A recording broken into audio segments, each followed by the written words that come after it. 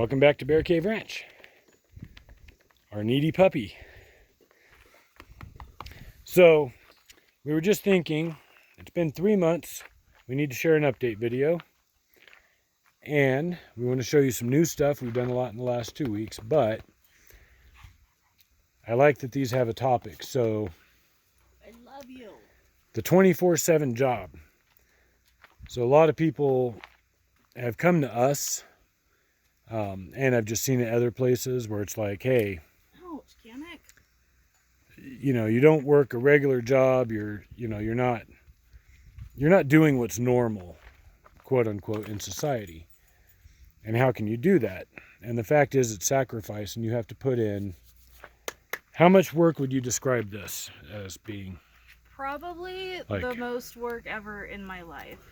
Like either it's constant every single day. Even if you if I had to put a number on it, it would be somewhere between a shit ton and a fuckload of work that we have to do every day. Yeah. So we're going to show some of the stuff we've been doing and kind of give a quick overview of like some daily stuff that adds to that we have to do every day.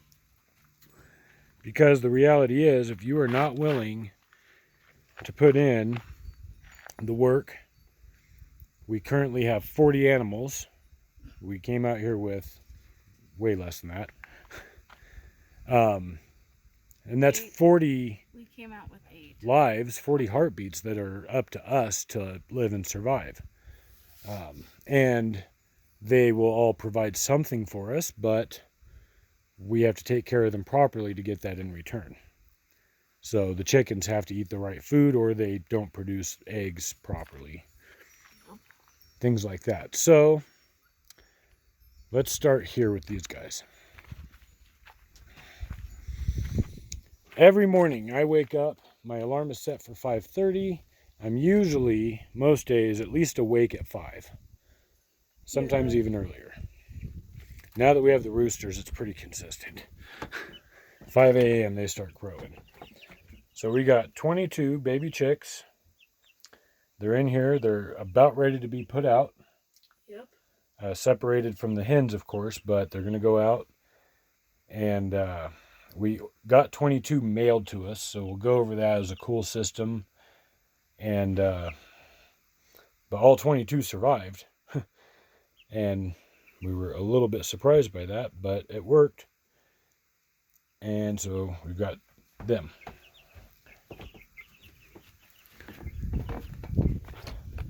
Okay. So I wake up. I got to come check on them. If it's cold, I got to get them warm. We don't have power to run a heating lamp all night. So that means a little extra work. Getting up early to check on them. Make sure their water's clean. Because they take a bath in it. So this, if you watched any of our old videos, was our chicken coop. It is now where the roosters are. But what we're going to do is move them and block this part off for the chicks when we put them out to get them acclimated outside. Speaking of which, we now have 4 roosters. So I have to check their food and water in the morning. Now I get up and do other things throughout the day. We leave for a few hours. Currently to go help someone out. So she takes care of a lot of the animals more during the day.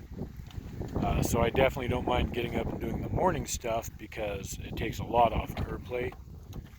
And these animals do take a lot. 8 hens. We came here with 6. We went down to 5. We're now back up to 8. So we got food, a couple of water options, actually a couple of food options. Plus we grow them some cracked corn every day. So I got to come check on them. And because it's hot, all of these animals have to be checked on multiple times a day.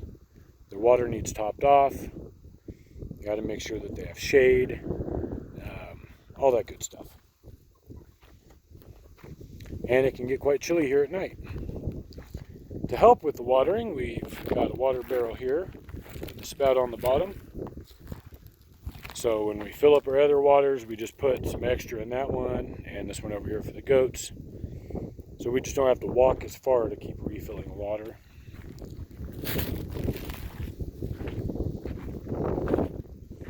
We have a baby elm tree growing in that right now. I think it's still alive, but it was like a 1/4 of an inch tall. It was actually growing in a flower pot that we brought with us. The seeds had blown into it, and a couple of them started growing. So this barrel we put up, we're going to shorten that hose and like tie it off over there so it's a good straight run. But to keep the goats' main water thing full. And let's go visit the goats. Feed them alfalfa hay. So I come in here in the morning and I check. They have toys, things to climb on, all free by the way. So none of this has to cost money. Free tires that we picked up in the desert, old ice chest, free chairs that we got from someone that's throwing them out. I mean, it doesn't take a whole lot. And the goats don't care what the toys look like. Yeah, they don't care. They will climb up literally everything. We got these 2 girls yesterday. They are going away because, another lesson learned, you get animals from someone, they may not care for them the way that you do. The brown one is 4, that one is 2, and they are obviously not used to being around people. Karen, on the other hand, hey sweetie, she loves to be petted, she loves to be scratched behind the horns. She's been with us for 2 weeks. 2 weeks? Yeah. Like 2 weeks yesterday, and she's super friendly. These ones, not so much. We're hoping that'll turn around, but another water, feed, mineral block. They were not ever fed grains, we were told. Goats, for good milk production, do need some grain. It helps their digestive system. But it does need to be a small amount. So Karen still eats cracked corn right out of my hand, or our hands, whoever happens to do it that day. Oh, lesson learned. If a goat is pulling your finger deeper into their mouth, pull it out fast, because they have very sharp teeth at the back of their mouth. Yeah, their front teeth are not sharp at all. I did not know that. And they nibble on you, and it's kind of cute. And yeah. Oh, another cool thing. Dirt bikes are fun. Don't get me wrong, but they really do have a purpose. For us, we had all 4 of those roosters over there escaped. 3 of them were back in. It was ridiculous. It was. See, I got home and I thought, oh, it's time to relax. And she's out here looking for the other 2 roosters. One was like 350 yards off that way, hiding in a sagebrush. And then she took the truck on the roads and I took the motorcycle, and I was just ripping right through the properties and stuff looking for this stupid chicken. And then like 4 hours later, he just came waltzing back. The storm that we've had here. Yeah, that storm was ridiculous. So free stuff, more free stuff. We like it. We have building materials to get things done. Upcoming, and we've measured out for this and cut down some of the sagebrush, is a greenhouse. We have like a 91-day growing season here on average. So we need to extend that a little bit. And a greenhouse will help with food production. And some of that food will be good for the animals too. That's something big out here, is not being wasteful. So back to getting ready in the morning, checking on all those animals. Oh, and the dogs and the cat, they all need food and water first thing in the morning. Your dog might be barking and pointing like crazy because there's coyote roaming around right here. So you may need to spend some time with a rifle in your hand, walking around, making sure that they're not coming up here in the morning. Perimeter patrol. Yeah, perimeter check. So all of that, and try to have breakfast and coffee, and get dressed and go to work or whatever you do that day. another upcoming misses. This hill right here. We're going to cut a pathway. We already started digging the hole, but it's going to be like 6 feet deep. We'll have a couple of feet coming up. And that's going to be our root cellar, cold storage area. One of our barbecue things over here. So Yeah, I'm pretty sure. that's Canik, yeah, she likes to take his stuff. So we started digging it a little bit by hand.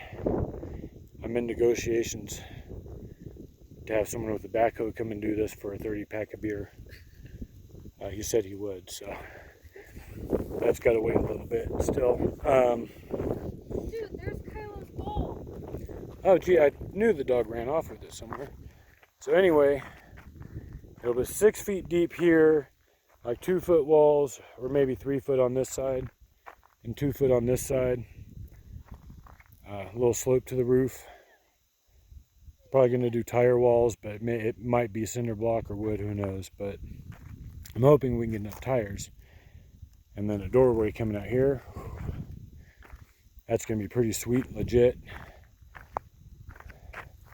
The roof will be a dirt covered timber roof. You can go back. I've got a short video from about a month or two ago that was showing this old bunkhouse.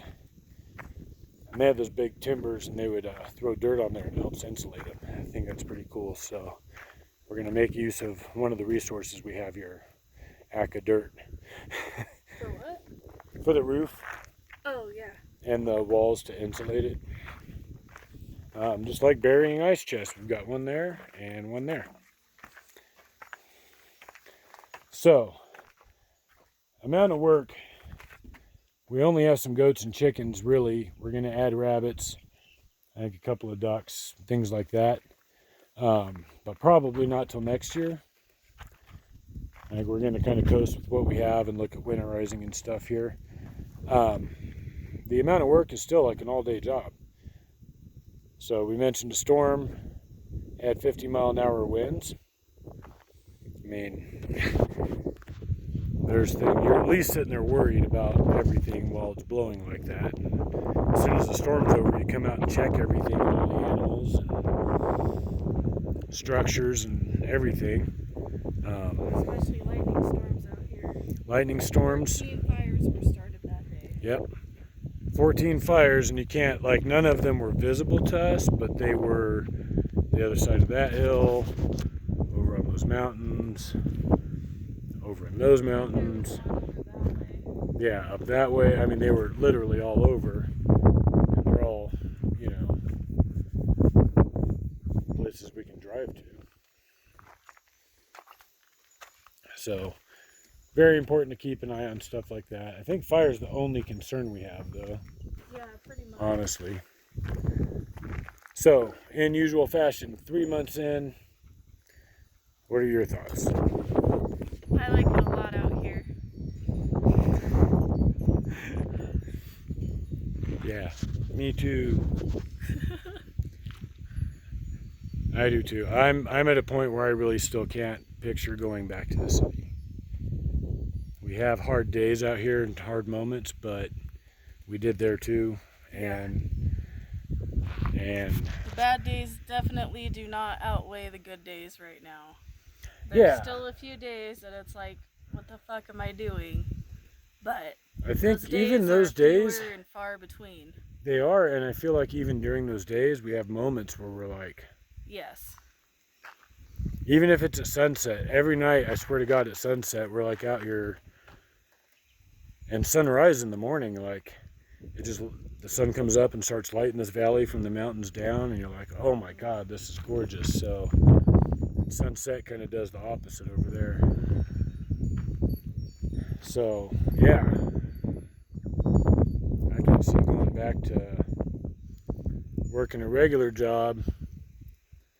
I mean, even though I go to bed tired, I feel more energy through the day, Yeah. way more active. Oh yeah, for sure. Like, You'll never have a day that you're not ready for sleep. yeah, that's a fact. Unless you had like 9 cups of espresso earlier that day.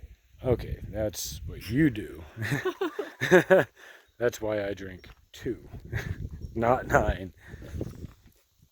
So that was our update. 3 months in. We did have kids out here. The kids in from Utah for a couple weeks. Tia comes back this week. So she'll be back here in like another 3 days. That'll be cool. Pretty stoked about that. And it'll be business as usual. Everybody out there, do the usual. Like, comment, subscribe. Share. Most importantly, what was that? Share. Share. Sharing is caring.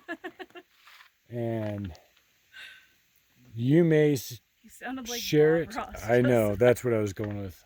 Just happy little clouds. There may be someone out there that says, hey, I can't do this because, and hey, here's 2 crazy people that just packed up and moved off grid and they've never done this before and they're doing just fine. So someone may need to see that or want to see it. Share it, and we will see you next time.